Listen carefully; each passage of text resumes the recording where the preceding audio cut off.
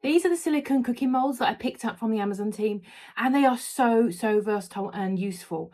So if you do a lot of meal prep, or you have a lot of leftovers, or you just want to get ahead, these are going to be really handy. They are made of silicone, so they are oven safe. You can also put them in your air fryer as well and the microwave.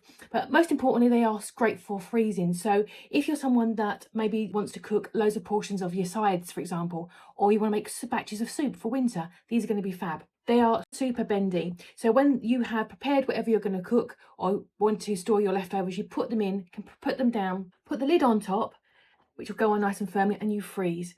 All you would do then is you would pop it out, say how super soft it is, you'd pop it out and you'd have a sort of ice cube of whatever it is you're freezing. So whether it be like soup, stews, curries, your sides like your rices, mashed potato, which does freeze really well, by the way. Things like gravies and sauces as well. They're all going to be fantastic. You just pop them out, maybe put them in a little baggie or a bigger box to save space in your freezer. It's going to be really handy. These do have measurements inside. So you've got your 1 cup or your half a cup there, or you could just eyeball it. You haven't got user measurements. They do other sizes as well. And I think this one comes in 6 or 7 colours. So you can pick one that suits your kitchen. Obviously, you've got your lid there. It's going to be suitable for the dishwasher.